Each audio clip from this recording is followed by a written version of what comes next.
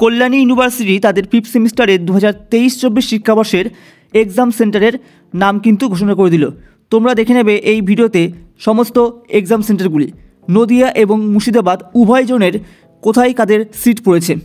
এখানে তোমাদের প্রথম কলমে যেগুলো দেওয়া আছে এগুলো কিন্তু এক্সাম সেন্টারের নেম আছে প্রথম কলমে, এবং সেকেন্ড কলমে দেওয়া আছে তোমাদের কলেজের নেম। যেমন প্রথমে দেখতে পাচ্ছ এখানে কাঁচরাপাড়া কলেজে কাদের কাদের সিট পড়েছে, হরিণঘাটা মহাবিদ্যালয় এবং institute of mass communication and journalism, এবং পাশে এই কলেজে কাদের সিট পড়েছে মেল এবং ফিমেল কিন্তু উল্লেখ আছে।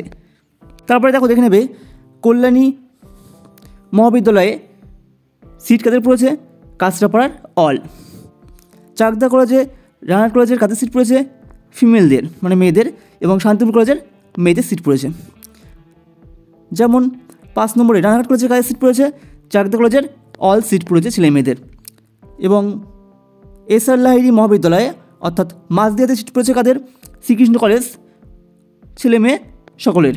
তো একে একে দেখে নাও তোমরা প্রতিটি কলেজের কাদের কোথায় সিট পড়েছে।